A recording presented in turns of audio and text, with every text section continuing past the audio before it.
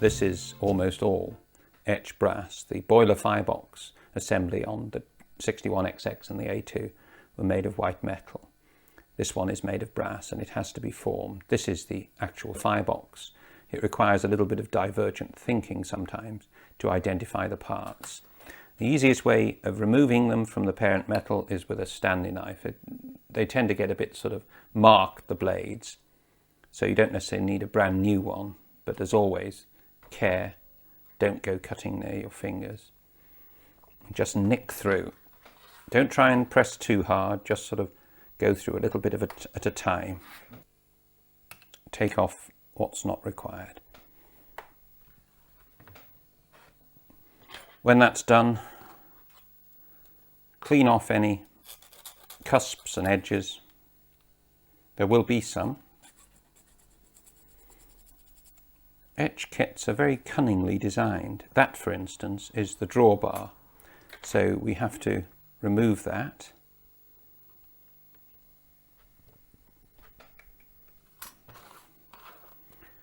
Cutting it out, always well away from your fingers. And so on. Again, it doesn't matter too much if there's a little bit of a mark or a cusp left there. I just try and nick a bit more of it away. But since that won't be seen, it really doesn't matter. What you have to try and take care not to do is distort this brass. Because of the nature of etching, you in fact here have surface detail in the form of these Firebox strapping bands. And what that means is that half the metal has been etched away by ferric chloride. So although where these bands are is the full thickness of the metal and it's really quite well integrated, the other parts are scale, but very, very fine indeed. And then nick off any other little bit.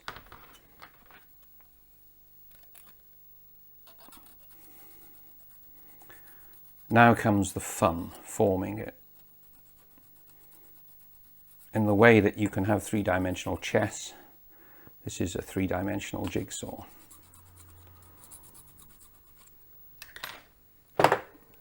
That represents the front of the Firebox, that represents the rear.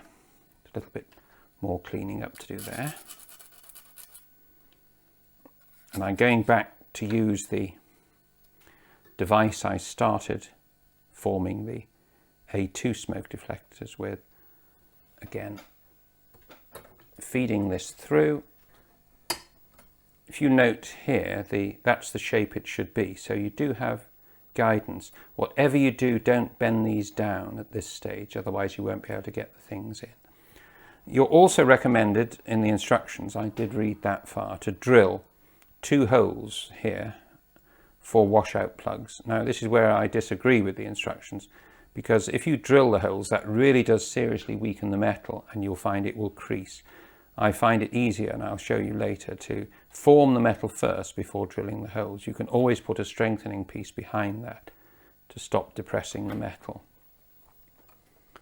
Make sure it's in parallel, bend it up. A bit at a time. A bit more. It has to go to a right angle. You'll find it should find its own natural angle. I think that's pretty near. You get about 4 or 5 goes at bending this before it weakens at a seam line. So you can actually go to there. That's not far off. And then just sort of tease this into position. Again, finger and thumb pressure. Same at the back. Again, I hope you can see that's not far off at all. What you have to do next is bend these back up. Otherwise you won't be able to do the other side. But you've got, as I say, about 2, 3, 4 maybe bends before they break off. If they break off, it's a good job Alan Gibson is a first-class chap, because he will send you a replacement. And then you do exactly the same for the other side.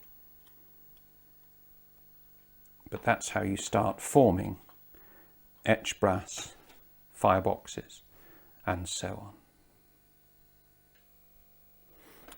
I've made the firebox up in the main, bending, shaping, and I've begun the soldering. What I'm going to do now is just finish the last little bit.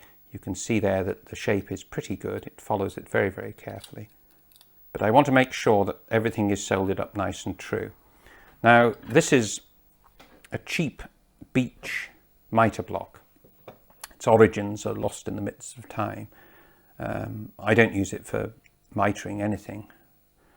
And in fact, you can see odd scribbles where I've made coaches using it. But even though it's cheap, it is a true right angle. And it's a very, very useful adjunct for getting things square.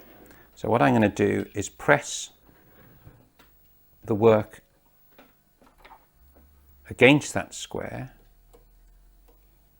This part remains flat on this part of the beech mitre block, and then just gentle pressure. So the two now are in contact and are at right angles to each other, using 145 solder.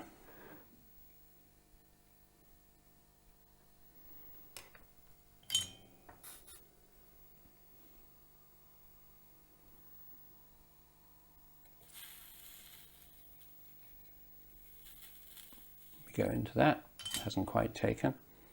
No matter, just add more flux.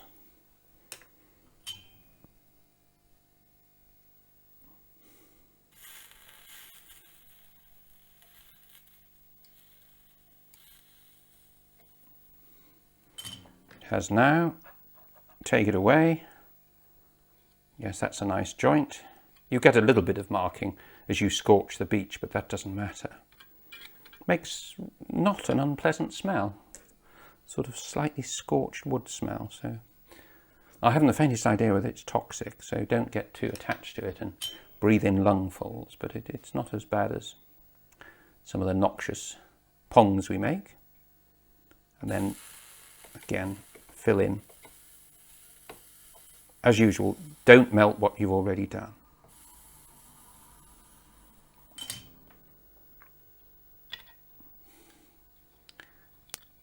We've got a lot of solder on the outside there. That can happen.